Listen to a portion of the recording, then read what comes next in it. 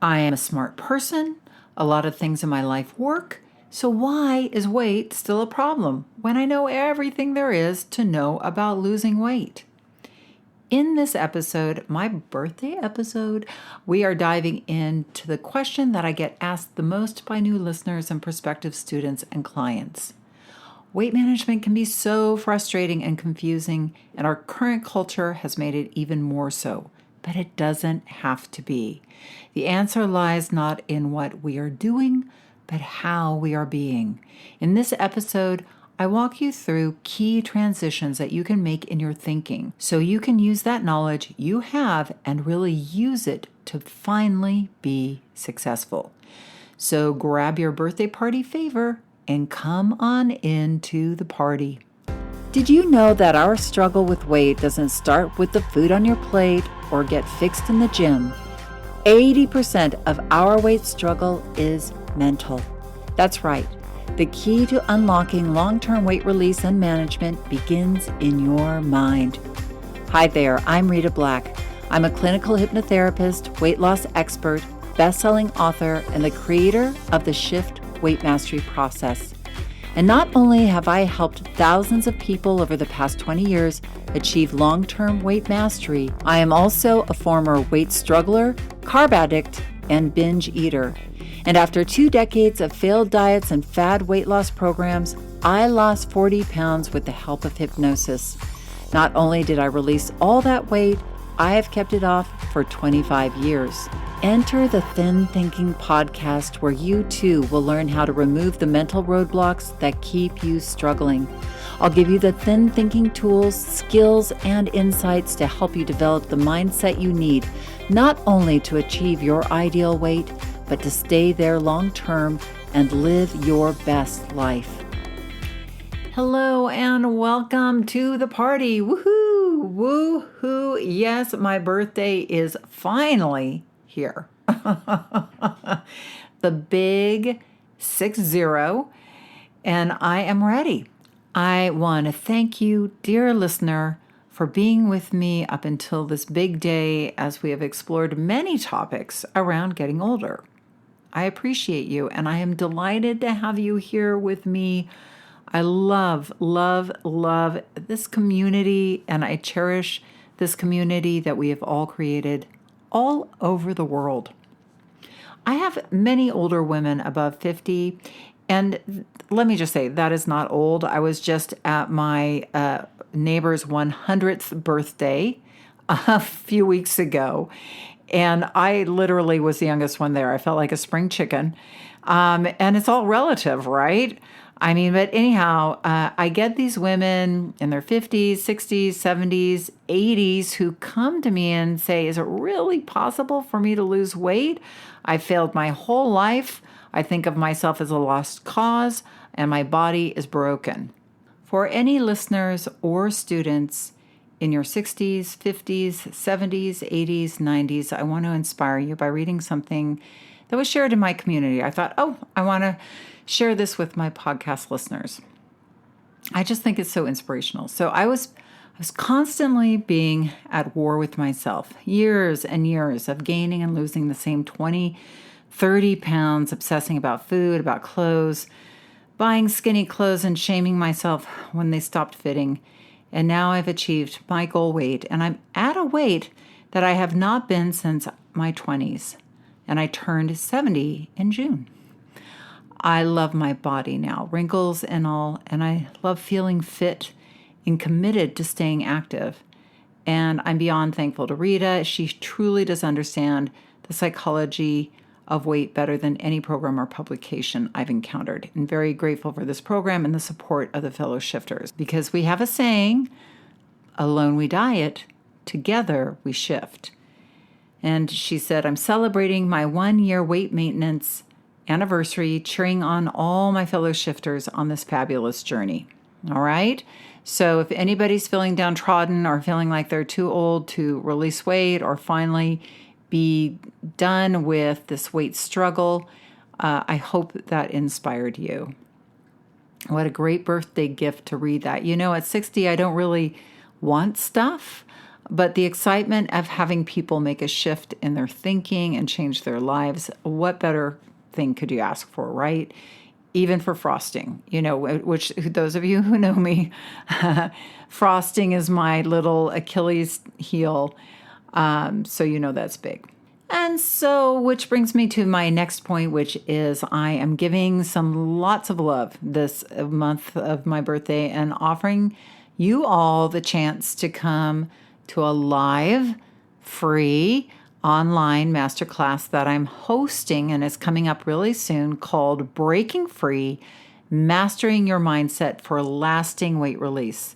I love teaching these online classes because we dive deep into the workings of the subconscious mind, the patterns, the beliefs, the identities that stop our being able to lose weight long term.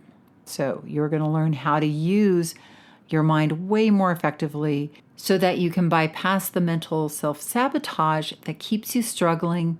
And I will also be doing some light hypnosis for you so you can leave the class feeling ready and focused for success as we head into the autumn, ready to finally let go of the weight for good. So please join me. Go to the show notes. The link is there. Just click and sign up, and I will look forward to seeing you in one of those classes. I'm offering four different times, so I know you can make one of them. But also, just FYI, the space is limited, so make sure you do that today or pretty soon because they're coming up, and I don't want you to not be able to get in. Okay, so today's episode came about because I'm leaving to celebrate my birthday in Seattle with my siblings, which I'm really excited about because we have not all been together since 2015. Yeah, way before the pandemic. And those of you who know, I'm from Seattle, and that reminds me of my weight struggle because that's where it all began.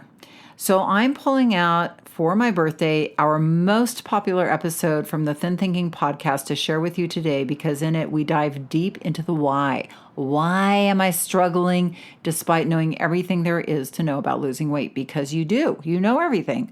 So what is in between you and success?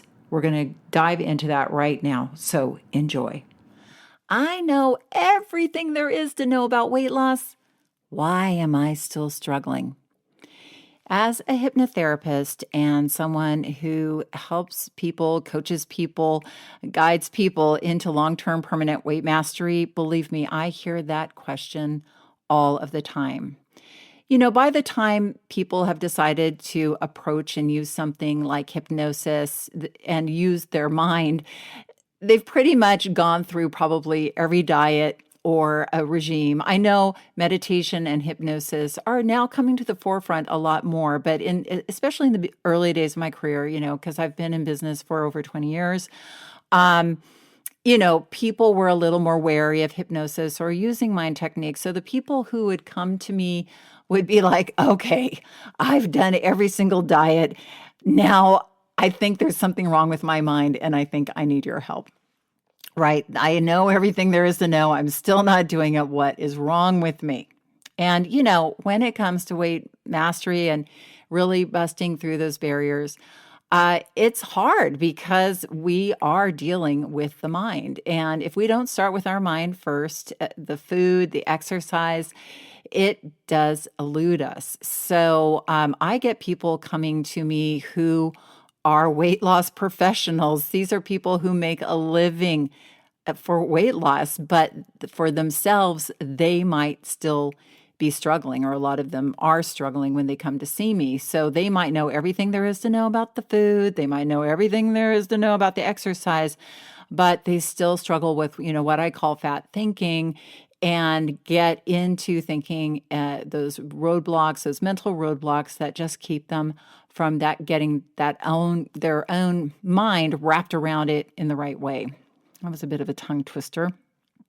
I know when I struggled up and down the scale 40 pounds, I honestly did think I was insane. I really, really did. I had all these different voices in my head, and we're going to be talking about some of those voices because I think you might have them too. So I want to tell you a story of my own insanity, because this story just sort of underlines a lot of what the struggle I feel like you might be in right now. But mine was amplified like 10 times because this summer just was the quintessential weight struggle story. So, after my freshman year of college, I decided to go home to Seattle for many reasons. One was to work and make more money for college, but two was to be in my brother's wedding. And so I came home, and my second term in NYU, I was working really hard to lose weight because I'd actually gained a bunch of weight at Christmas time after losing weight in the autumn. Can you see a trend here? And anyway, so I had dieted down and I literally was eating stuff like salads with that 0-calorie dressing. I mean, like it was pathetic. It was, there was just such meagerness going on in the way I was feeding myself. But I was, committed. I was going to go home and I was going to be thin and I was going to look great for my brother's wedding. And it was all going to, I was going to live happily ever after. So as I touched down in Seattle, I was about 5 pounds above what I would call my ideal weight. But I was not quite satisfied and I felt I need to lose 5 more pounds. So I got off the plane and I headed home with my family. And of course, my mother, being the major cook and baker that she was, there was a huge feast laid out before me. Now I thought, oh, I've got to be good. I've got to be good. But of course, I ended up eating everything, binging, eating even more, and pretty much eating, everything in sight for the next few days for the weekend. Thinking, okay, I'll start on Monday, right? Our famous refrain. So anyway, I get on the scale on Monday, and now instead of being 5 pounds above my ideal weight, I'm now 8 pounds above my ideal weight. And I think, okay, well, I can manage this. I'm going to just pull it together this week now, eat the lettuce, chicken and broccoli, work out super hard, exercise, and I'm going to get that 8 pounds off this week, no problemo. So first day, second day, doing great. Third day, fourth day, doing great. And then, of course, around Friday, the weekend again, I went out with some friends. And what do you do when you're in Seattle? You go to Kid Valley, this place where I used to work, which is a hamburger stand. And oh my gosh, they make the best hamburgers and milkshakes and all that stuff. So off we went. And I was like, okay, well, since I ate Kid Valley, then I just might as well eat more on Saturday and Sunday. And oh, by the way, did I mention I was making my brother's wedding cake? Yeah. So that also meant I had to bake and sample frosting and cake. And yeah. So I'm going to get into my whole cake thing in later podcasts, but I am a cakeaholic and a frostingaholic. So for me to be making my brother's cake and thinking then I'm losing weight and all of this, it was just a hot mess. So by the end of the second weekend, not only was I 8 pounds above my ideal weight, I was now 10 pounds above my ideal weight. So I said, no problem. The summer is long. I've got 3 months before I have to head back to NYU. I've got a month before my brother's wedding. I'm going to whip this into shape. I'm going to be so freaking perfect. You're not even going to believe it. Chicken and broccoli, whatever the healthiest, most meager portions. I'm just going to be a little saint and bang this out, get that, that weight down the scale. So now what was complicating things was the fact that I had gotten a job for the summer. And my job, can I just tell you how I did not set myself up for success for the summer whatsoever? Now that I'm telling this story, I'm like, what was I thinking?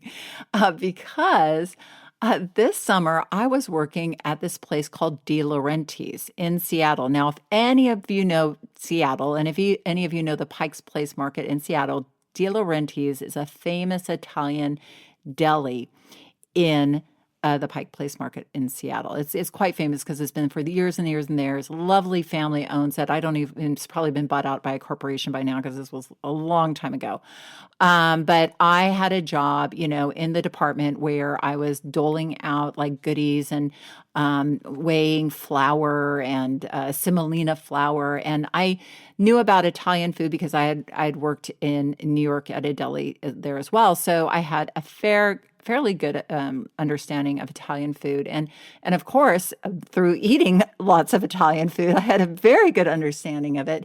But there I was down at the Pike's Place Market. And for those of you who don't know that, you could just imagine it's just like a food forum of every day. It's like you could go to a different place and try different food. So it's just like a food lovers extravaganza. And here I was trying to be chicken and broccoli in the midst of all this food, the smells of De Laurentiis. There was a pizza counter. There was, the cappuccino counter, and it was just all so Italian. And here I was, trying to be good on a diet.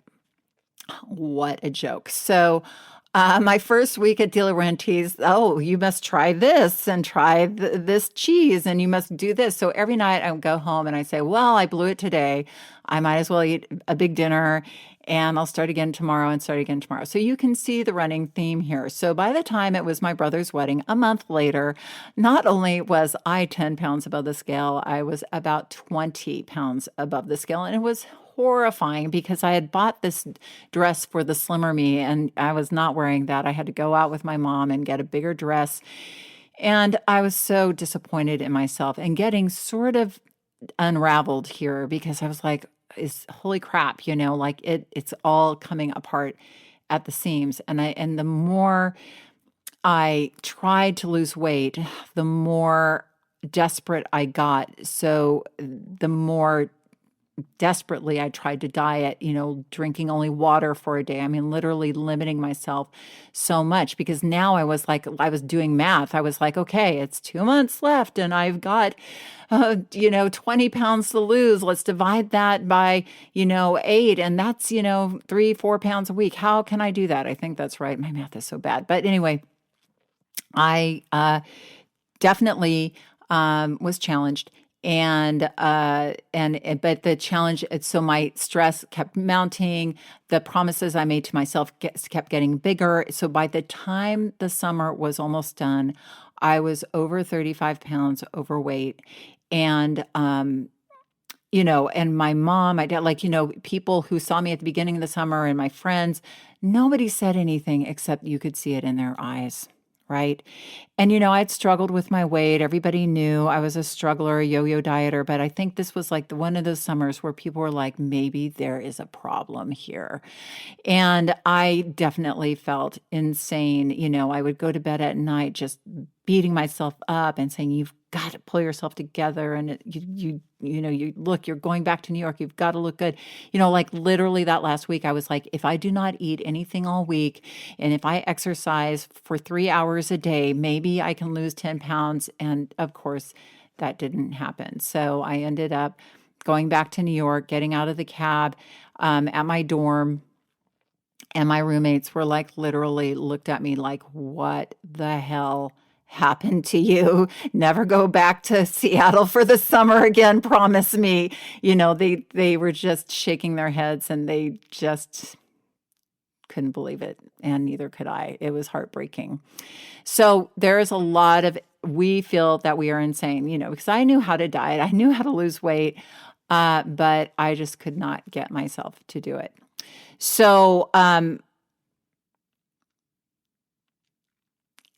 maybe you feel the same way too. I am assuming that if you're listening to this podcast, you are hoping to get some more tools to help you get over those mental humps, the things that seem to be your roadblocks to your success.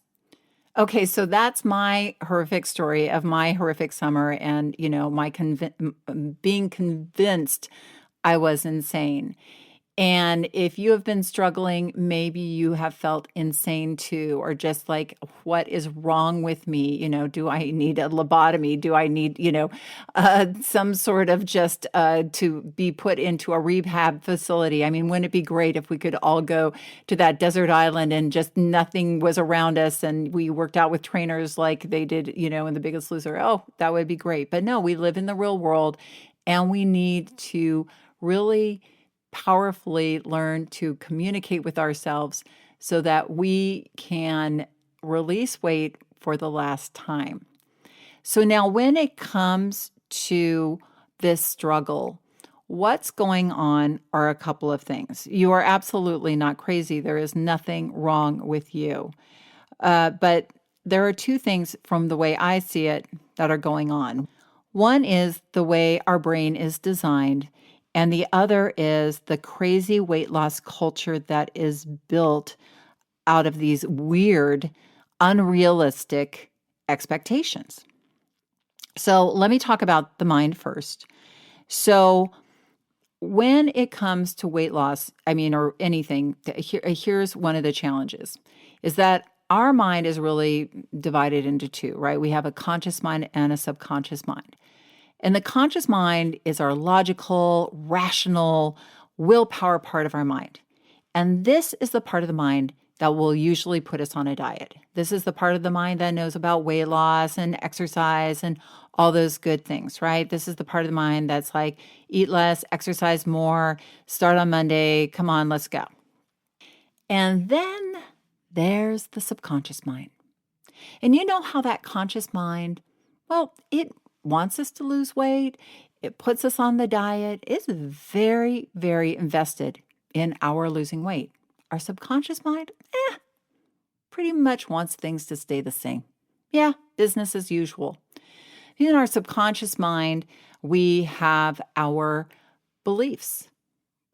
We have beliefs like food tastes good when I feel bad, and my metabolism is slow, and I love to eat a whole plate of food, and one is not enough, and a chocolate makes me happy, and then we have our habits, and those are those repeatable patterns that happen over and over again beneath our consciousness. So even though we might want to come home and exercise, if we've been coming home and cracking a beer and opening up a sleeve of crackers, that subconscious mind has that pretty much wired in, and we will feel compelled to do that, even though consciously we've said, "Hey, let's go home and exercise." We end up cracking that beer and eating that sleeve of crackers and saying, "Why am I doing this? This is crazy." And then we also have other things like our memory is in our subconscious mind. Our imagination is in our subconscious mind, and even our identity is in our subconscious mind, our emotions. All of these things sort of swirl around together in this 88% that wants us pretty much to stay the same.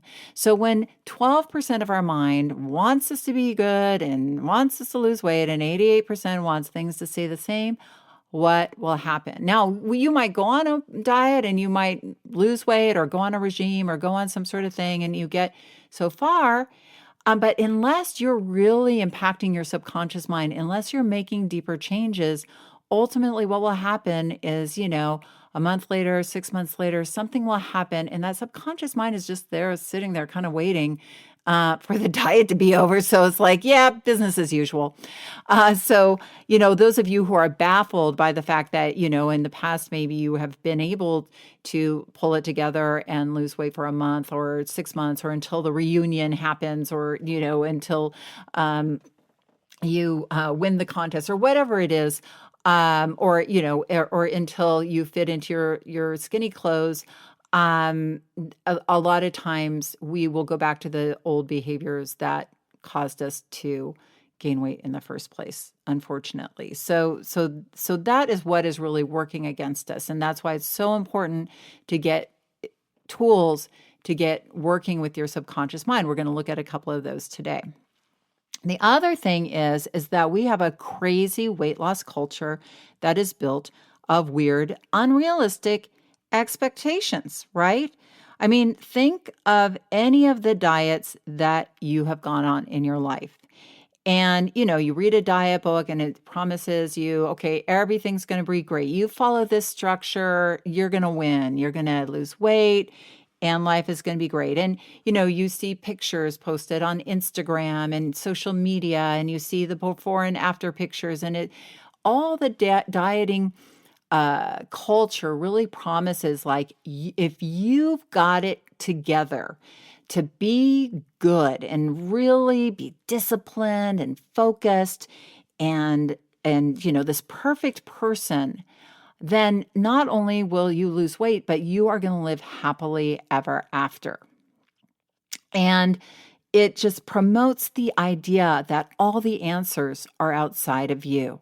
Whether it's um, again going to a guru or the specific exercise class. Now, any of these things might work, but unless you're communicating powerfully with yourself, unless you're really engaging yourself on a deeper level, none of these external things are going to be successful in the long run. But we live in a culture that is like you are going to walk off into the skinny sunset and live happily ever after. It never is realistic with you to say, you know what, long-term permanent weight management is a continuing story. It is a journey with yourself, and it is a relationship with yourself that you need to continue to tend to. And I don't mean this in a harsh or disciplinary way. I just mean like your journey. If you talk to anybody who's taken weight off and kept it off long term, it wasn't like, oh yeah, I lost the weight and then it was all good. Yeah. It's like they are continuing their journey. It is a continuing journey into maintenance and into long-term maintenance. And it's a powerful journey. It is an exciting journey, but it isn't a journey where you just don't lose the weight and then you can check out, eat, whatever you want, or, and I think that that's really our screwy dieting culture. So here's the thing. This is what I want to get into today is to get some thin thinking strategies to get that 12% of your mind working together with that 88% of the mind. What we're going to look at is two things. We're going to look at our identity and our beliefs. I feel like those are like the core of our challenge and, are some of the biggest roadblocks that we have on our journey, at least in beginning our journey of weight mastery. Because, when I lead a shift weight mastery process, we start with identity because any transformation starts at the core, and at the core is our identity. And our identity is really how we see ourselves. It's who we are in the world. And also, we get labeled with identities from the external world, but really how we see ourselves in the world and our place in the world is at the root of identity. And the interesting thing is we all have multiple identities. It's not like we just have one. Like I am a mom, I am a wife, I'm a Southern Californian, I am a hypnotherapist, I am a gardener, or like to think I am, except when you see my Brussels sprouts aren't really growing very well. But I'm a biker. I'm a hiker, and I'm an enthusiast of food. I love to cook. I love to entertain. Those are all identities that I have. And I'm sure you have a lot of identities, and there's so many identities out there. So all of my identities kind of swirl around in my mind and allow me to see myself as I am out in the world. Like it creates my identity. And one of my identities is I am a weight master, or I'm not, I don't see myself as like the master, like somebody who has like a, black belt in karate, but I am on a mastery journey, right? And I am an apprentice of weight mastery. And apprentice is an ongoing apprenticeship, right? So I see myself in that. But see, what happens is when we struggle with our weight, we see ourselves as a weight struggler. And we live in this world of struggle, We struggle with food, right? It's like a food fight. We're always in a fight with food, good, bad. It's always like, should I have it in my house? Should I not have it in my house? Should I order it? Should I not order it? Is it good? Is it bad? What am I going to eat today? Oh, I hope I don't eat that at the party. It's such a struggle. And then exercise. Oh God, I gotta exercise. Oh my God, how am I gonna exercise? Oh, I haven't exercised in a week. You know, oh, I've been exercising. Oh, I hurt my hip. I was exercising. Like it's a struggle, and we struggle with our body. Oh my gosh, I feel fat. Oh my God, feel the rolls on my stomach.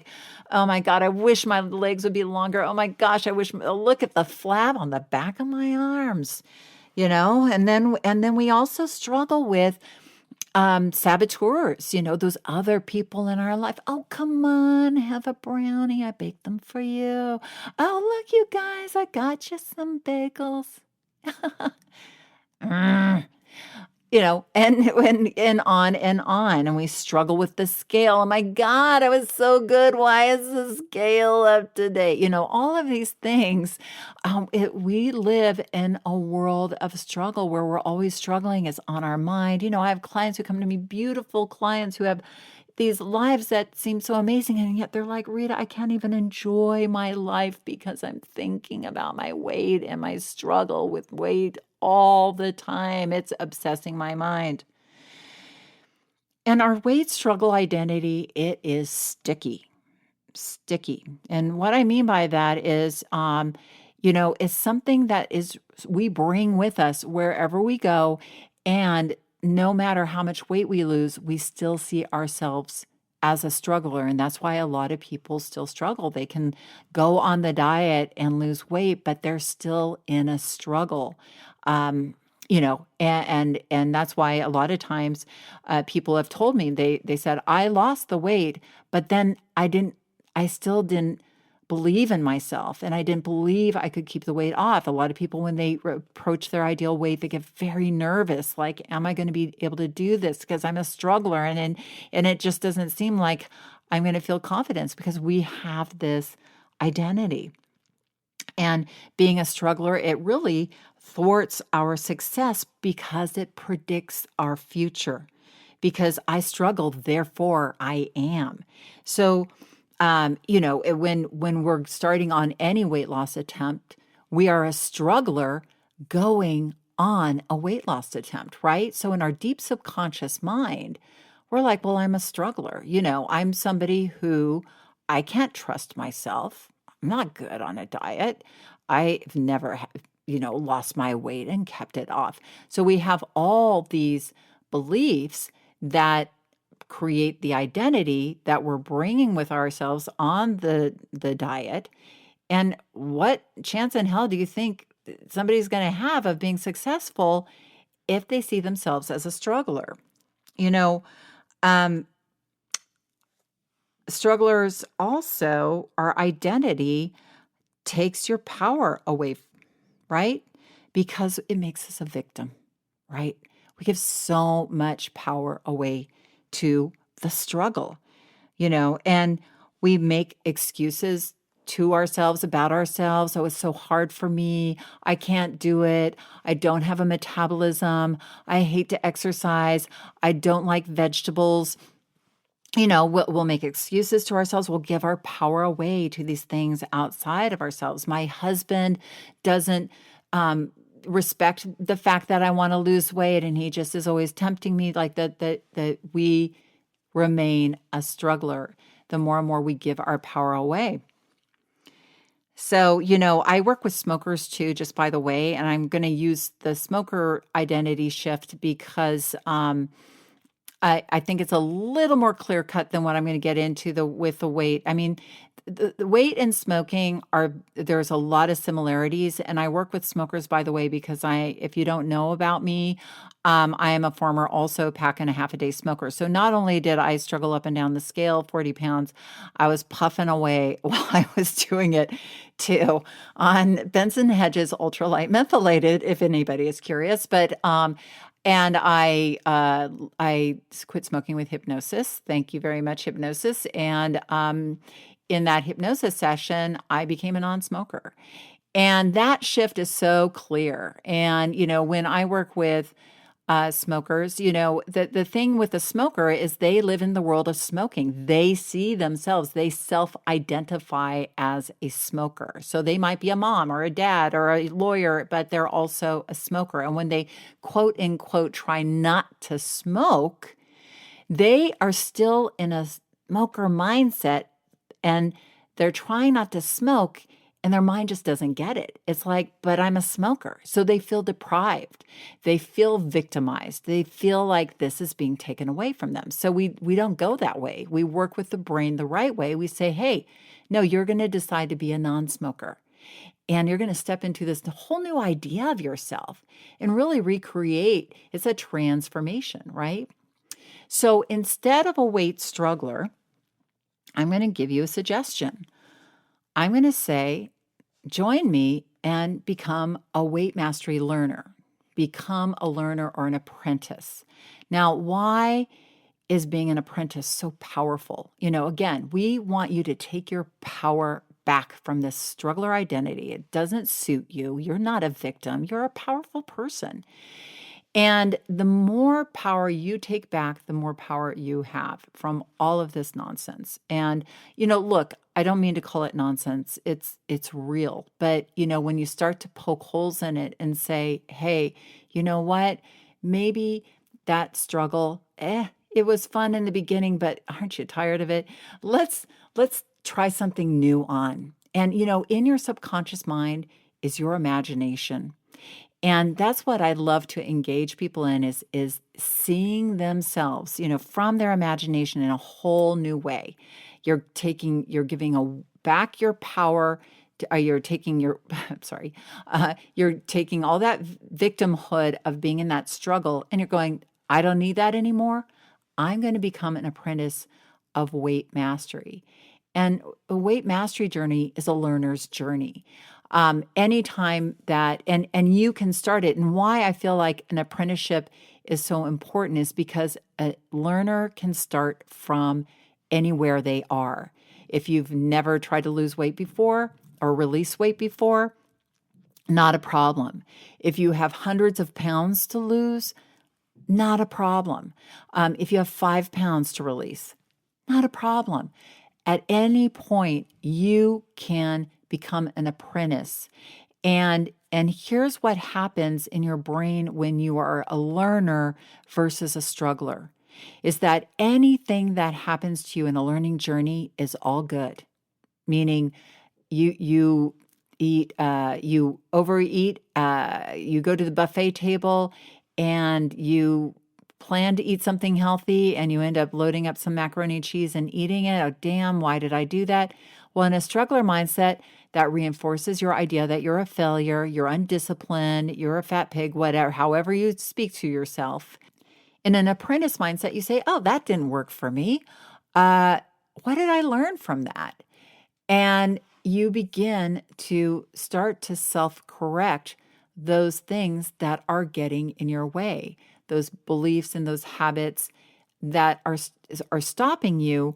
Because what happens when we just say, oh, well, I blew it, and we go back to the beginning, or I'll start again tomorrow, or I'll go off this diet and I'll start a new one, is that we don't learn anything. And really long-term weight mastery is a learning journey. It's a self-correcting learning journey where we learn about our behaviors, we learn about our thinking, we learn what is stopping us, and we say, okay, let me fix that now. Let me find a solution. And our brain is powerful. It's like a computer. It will start to help you find the solutions, but you need to start to come from a new framework. And that framework, in neuro-linguistic programming, they call it a reframe. You are reframing how you see yourself to yourself. And the reframe is, I am no longer a struggler, but I am an apprentice. But in my shift weight mastery process, I believe in this so much. In the very beginning, everybody signs an apprentice contract because, and it's amazing what happens to people when they start coming at this from the eyes of a learner and apprentice, is they start connecting with themselves. They start respecting themselves. themselves because they're learning. They're like, and you know that feeling when you go to school, or if you've signed up for an adult education class, or you do that thing, it's like, oh, I'm learning. And we see ourselves from a much more powerful place. We respect ourselves. Oh, I just learned something there. And it does something, and a lot of our long-term permanent weight mastery journey is about staying connected and showing up for ourselves in those moments that we used to abandon ourselves, abandon ship, and just go, screw it. I'll start over tomorrow, or I'll start over next month, or I'll start over next year. And I just don't want to think about it. And we want to get turned on, tuned up, and be engaged from a completely different place. And that's the place of a learner. Okay? So that is number one, identity. All right, now that we've looked at identity, I want to look at the next piece of the puzzle, which is our limiting beliefs around our ability to be successful. So our belief system, our weight struggler belief system. We develop beliefs about food, eating, and ourselves at a very early age. And it's deeply rooted in our subconscious. We develop beliefs around food. Food is love. Food is comfort. Food relaxes me. Beliefs around our weight. I am fat. I have no metabolism. I am the biggest in my family, or I'm the biggest amongst my friends. Beliefs about other people's weight. Skinny people are lucky. Skinny people are assholes. Other people have it together, and that's why they are thin. And then we develop beliefs about our body. My body is broken. My body is ugly. My thighs are disgusting. You know, a former client of mine was a world famous singer. You probably know who this person is. And this woman is hailed as sexy and beautiful by millions and millions of fans. And you know what she had to say about her body? She said, "My body looks like a buffalo." Seriously. I mean, it makes your jaw drop when you think about that. And you look at these beautiful people and you think, well, they don't have a care in the world. Well, think again. We also have beliefs about our ability to lose weight. I am a sugar addict. I have no willpower. I am a bottomless pit. I'm a foodie. I hate to sweat. I'm lazy and undisciplined. I could go on, but you get the picture, right? Well, here's the thing about our beliefs. They are not real. They are opinions and interpretations formed through the eyes of our crazy diet culture, our family, our friends, and ourselves. Can I tell you something? And this is something that is so extraordinary to me. I've worked with thousands of people. The reason why I say that is I have worked with everybody from every walk of life but we are all the same. And if I could tell you how many women especially have told me that when they were young, in school, maybe in 5th grade, 6th grade, or in their teen years, and they were convinced they were fat, like so fat amongst their friends, like, oh, I would pose in pictures and I'd feel horrible and I was the fattest girl and I hated myself and I hated my body. And then, here I am now, 30, 40, 50 years old, and I look back at those old photos of myself and I see that I wasn't fat at all. I actually was thin. I actually was beautiful. And I wish I could have gone back in time and told myself that then, because I didn't believe it then and I suffered so much. And what a waste, And that's what I mean. Like, it's not just one person who's told me this. It's hundreds, it's thousands of people who have told me this. See, our beliefs are these interpretations that strangle us, that keep us from living our best life. So we need to start to bust up these beliefs and get some tools to bust up these beliefs. Okay? So our beliefs are not necessarily true. How do we shift them? So I want to introduce you to one of those characters that may be lurking in your head. I certainly know I have one in mind. And that character is what I like to call your inner critic. And your inner critic is that critical part of you. And that's the part of you that pretty much is the harsh, um, high expectations, perfectionistic part of you that doesn't believe that you got it in you to lose the weight. And it doesn't believe that you are disciplined, thinks you're lazy, thinks you're, kind of a failure because you keep failing over and over and over again. And she's probably counted, or he's probably counted every single time you failed and let you know you failed. So our negative inner critic, I want you to start to develop a relationship with them because I want you to understand they exist. And we want to start to see them as sort of like that librarian, perfectionistic, like, with the pursed lips and like looking at you, because the more silly that they seem, the less power that they have. And I want you to start to tune into what this inner critic says to you, because a lot of times it goes on so subconsciously, we aren't even aware. We might feel anxious. We might feel bad about ourselves, but we aren't hearing that inner shaming that is going on. And when you start listening to it, it gets quite ridiculous. It gets quite laughable almost. So, well, definitely. So we want once we start tuning in and understanding it's coming from just this one part of our psyche that is very insecure, doesn't believe, like that we've got us in it. And, your inner critic doesn't hate you. It wants the best for you, but it just thinks that you're doing it all so wrong. And you could do it so much better. So this inner critic over the years has created this huge file in your subconscious mind. Like it's sort of like an evidence folder. Your inner critic is like the prosecuting lawyer, right? And she's got this big old evidence folder of why it's going to be impossible for you to ever lose weight, how incapable you are, how slothful you are, you're no good, that you're unworthy, your thighs are ugly, and you're a buffalo. You're a buffalo. I love that word buffalo. It just is such a wonderful word, isn't it? I don't want anybody to think themselves as a buffalo, but So anyway, here you have this huge file that your inner critic has very meticulously over the years put together for you. Now, there does exist your weight mastery file in your subconscious mind. And at the moment, it doesn't have anything in it, or it has very few things in it, right? So we're going to start to work on that. But we have this big, huge negative file folder. And so what we need to do is start to understand that we do have an inner critic and our inner critic exists. And I want you to create an image of them, like sort of like, again, not beautiful and coiffed, but like the lady with the librarian with the little glasses, and then she's just he's just very like you know, nitpicky and perfectionistic and me. Okay.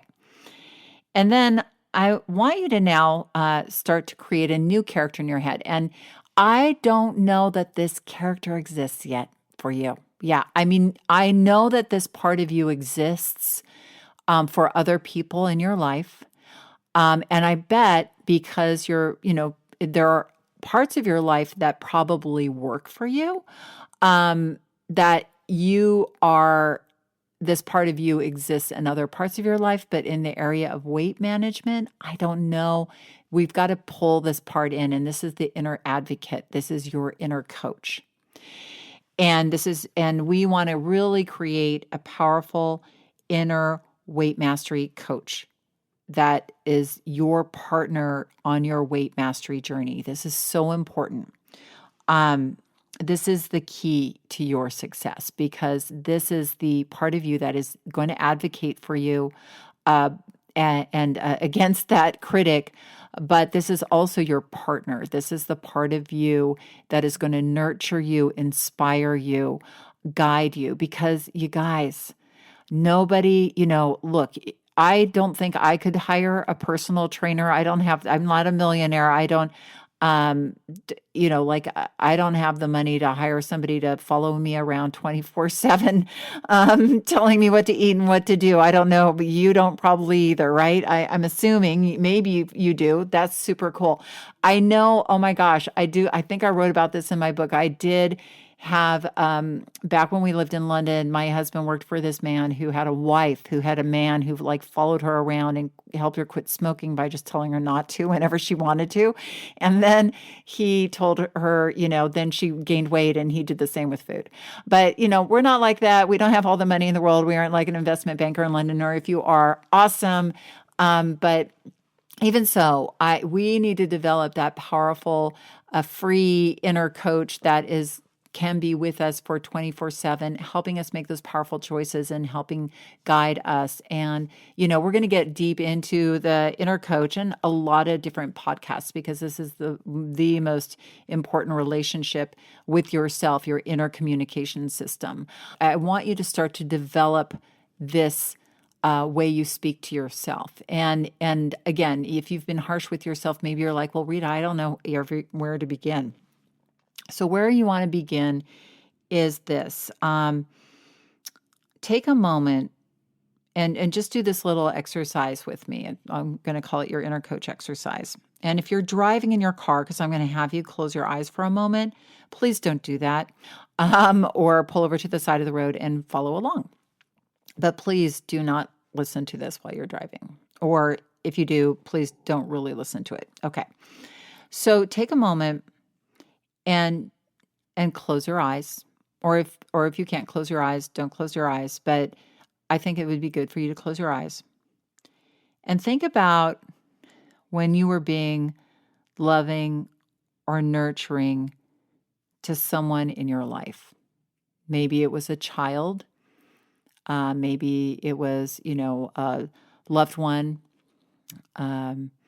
Maybe it was a coworker that you were helping out, or a really good friend.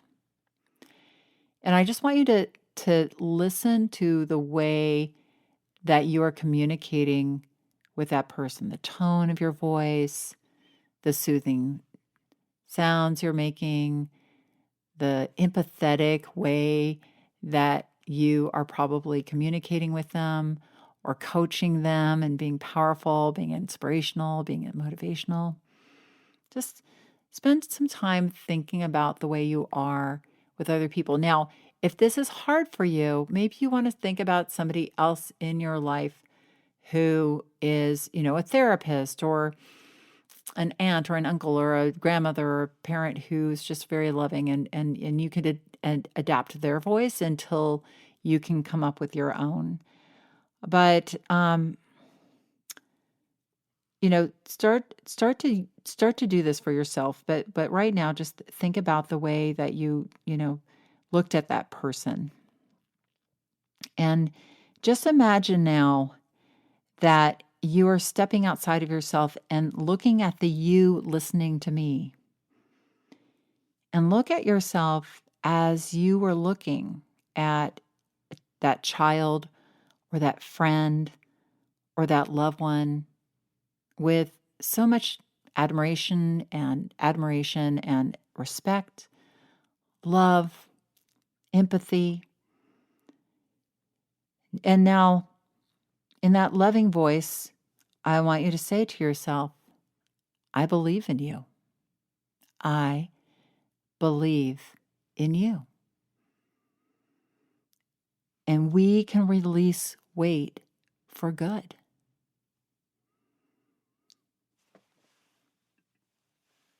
And it's going to take commitment. And it's going to take patience. And it's going to take focus. But we can do this. And just feel that for a moment. We can do this. Say that to yourself. And take a deep breath in. And bring that inner coach energy within you. Let it kind of crack open a little place in your heart and insert in there like a seed. Good. And then let it go and open your eyes. All right, so we've given birth to this inner coach. And if you have worked with me um, or are already on a journey with me, I hope you found that helpful to even beef up your inner coach's voice even more. So now here's the thing that you want to start to do. You're going to still hear your inner critic's voice. And you want to start to question what your inner coach is saying with your coach. You want to question that inner critic with your coach. You want to start to question your own fat thinking or limiting beliefs, limiting weight management beliefs. Okay. You want to poke holes in what your beliefs are with your inner coach. For instance, if you get conscious to saying to yourself, I am a lazy pig, I want you to say, says who? Says who you're a lazy pig? My culture? Does my culture say I'm a lazy pig? Does my family say I'm a lazy pig? Am I really a lazy pig? Am I a pig? Really? Now, if I look in the mirror, I don't see a barnyard animal. I see a human being. Am I lazy? Get really curious. Am I lazy? Really? I'm lazy? I didn't look that lazy yesterday when I woke up and I went to work and I did all that stuff that I was doing at work. And then I came home and I took the kids to practice and then I made dinner and then I cleaned up and then I did the laundry. I don't think that's really a lazy pig. So that's what we want to do. We really want to start to really poke holes in those limiting beliefs. So you want to get conscious to them, and then you want to start really questioning them. So it will mean you and your inner coach are going to be tuning in and then questioning things. And believe me, this is where the magic begins. And the next thing you want to do is you want to start to put new positive beliefs in that weight mastery folder. There is such a thing as what we call cognitive distortion. And it's like we amplify what is wrong and we diminish the positives with our mind. And there are a lot of behaviors right now that probably are aligned already. You're probably doing a lot of behaviors on a daily basis that are aligned with your releasing weight for good. But now with your inner coach, you're going to observe these habits and behaviors that you already have, and you're going to put them into that I believe I can achieve weight mastery file. So, maybe you eat a healthy breakfast. Well, go ahead and put that in the file. Maybe you are in the habit of ordering a salad instead of fries. Well, that sounds pretty good. Put that in the file. Maybe you take a walk every day with your coworkers at lunch. Put that back in the file. And you'll start to see things emerge once you're looking at them with that filter. You're starting to look at them from a I believe in myself filter and just put them in the file. And why this is important is not only are we building up that folder, but we're really building up that positive communication muscle with ourselves. We're really starting to create and connect with ourselves, and we're starting to respect and believe in ourselves. Because when we struggle with our weight, there's very little self-respect and there's very little belief. And we really have to start from here, ground one, ground zero, whatever that is. Okay. The last thing that will help you really build up that belief file is to start doing what you say you're going to do. Now, what do I mean by that? Well, often we set such high expectations for ourselves with our weight loss attempts, they become impossible to do, just impossible. Like back in my summer in Seattle when, I was trying to lose 20 pounds in 1 week. Well, that was impossible. I can't tell you how many clients have said to me, like when I say, well, where do you want to start with exercise? And they'll say, well, I think about 7 days a week, an hour and a half a day sounds good. And I'm like, oh, okay, well, have you been exercising already that much? And they're like, oh, no, I haven't exercised in 20 years. And I was like, and you're going to exercise 7 days a week, an hour and a half a day, but that's what we do. We set these really high, impossible expectations with that inner critic in our head, like that's what you should be doing. And you should be eating the chicken and broccoli perfectly every day. You should be being good. That's what it looks like. And then it's hard to live up to that. And then we fail. And then we reinforce that negative belief. So we want to just start to set the bar a little lower. I have a joke. I've been married to my husband for now almost 32 years. 1989. When was that? That was like 31, 32 years. It gets to a certain point, you stop. Okay. Anyway, a long time. And people will say, "Oh my gosh, what's the key?" And I was like, low expectations. I was like, yeah, 2 words, lower expectations. When I lowered my I got happy. It was really good. And, I think weight mastery journey is, we want to expect, we have, we have goals, we have focus, we have vision, which we will be talking about in future podcasts. But, those expectations, we want to be able to do what we say we're going to do. And we want to start to do that on a daily basis. So we want to be realistic with ourselves. And that's something that your inner coach can work with you on, is to say, okay, well, maybe we're not going to exercise 7 days a week, an hour and a half a day. Maybe we are going to do 10 minutes a day. Could we do that? Just like start 10 minutes, 5 days a week, going walking around the block. And that might be super low for some of you guys. Obviously, you might be super fit and fitness experts and all of that stuff. But that's just sort of an example of, like, you want to have a little conversation with yourself. Is like, well, do I want to eat 3 meals today? Do I want to eat 2? Do I want to eat 5 snacks? And does that feel doable? Can I do that? And you write it out, have a plan, create a food plan for your day. If you don't have a plan, let me tell you, the world has one for you, and it is not a healthy one. So, at least in the beginning, when you are rebuilding trust with yourself, I really do, because here's the thing, your brain is kind of wired to do what it's going to do, and what it's going to do isn't getting you weight mastery, right? So we want to start to create realistic plans that you can follow through on. And I'll tell you something else. You want to practice the plan. You want to think that plan through for the day at the beginning of the day when your willpower is high, because when we wake up, our mind is fresh. And if we can visualize how we want to feel by the end of our day and say, okay, this is what I'm going to do for breakfast. This is what I'm going to do midday, and dinner is going to look like this. And I know I can do this, and I'm going to walk around the block a couple of times, or I'm going to go for my run, or whatever it is that you do.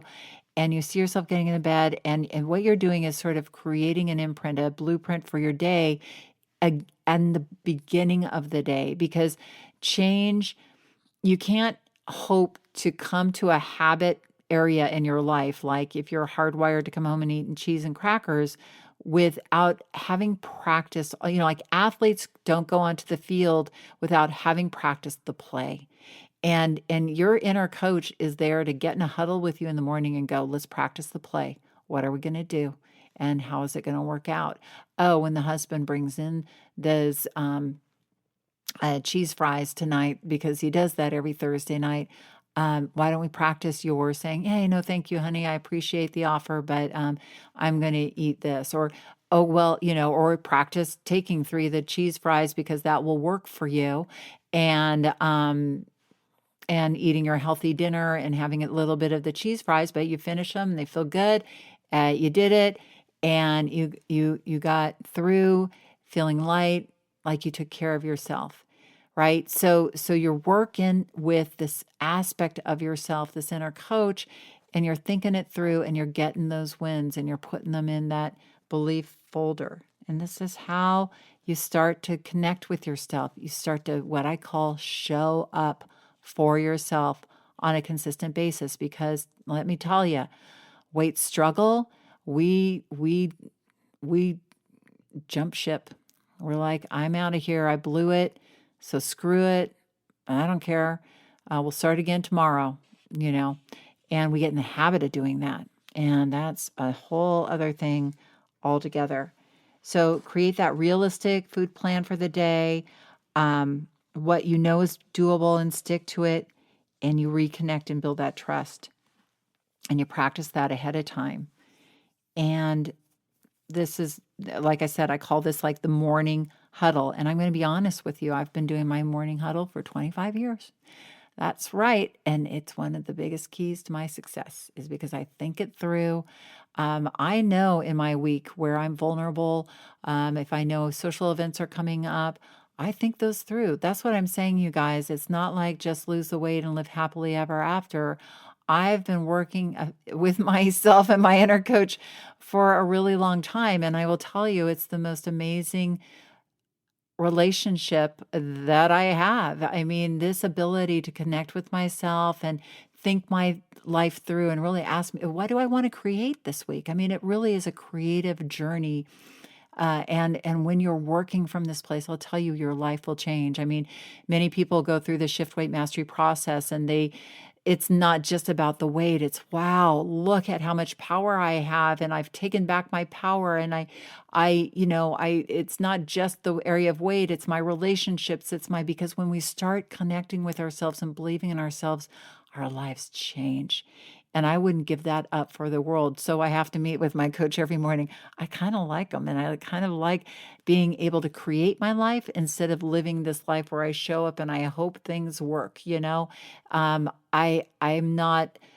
want to be in a creative, active, out there, making the world work and loving my life. And I'm telling you, this relationship with this inner coach, it's the start of it. So let me just say that one more time. Start advocating for yourself and start this week, go out and practice using that powerful voice with yourself. And I hope you are beginning to see that you're not a failure.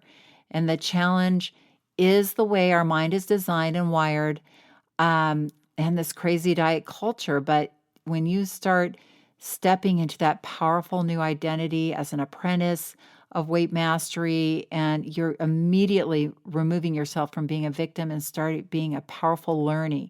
You're learning and you're gaining knowledge, you're gaining self-knowledge and changing things.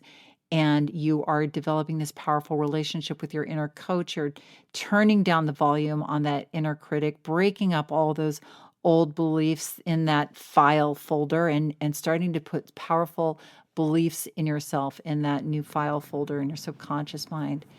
And you can do this. Well, I hope that instilled some belief in your ability to finally put all you know about weight loss to use. And to take it a step further, please join me for my free online masterclass coming up soon, starting September 24th, 2024. And the link is in the show notes. Go check it out, or you can find the link on www.shiftweightmastery.com. And I will look forward to seeing you in class. And remember that the key, and probably the only key to unlocking the door of the weight struggle, is inside you. So keep listening and find it. I will look forward to seeing you here next week. Thanks for listening to the Thin Thinking Podcast. Did that episode go by way too fast for you? If so, and you want to dive deeper into the mindset of long-term weight release, head on over to www.shiftweightmastery.com. That's www.shiftweightmastery.com, where you'll find numerous tools and resources to help you unlock your mind for permanent weight release, tips, strategies, and more. And be sure to check the show notes to learn more about my book, From Fat to Thin Thinking, Unlock Your Mind for Permanent Weight Loss, and to learn how to subscribe to the podcast so that you never miss an episode.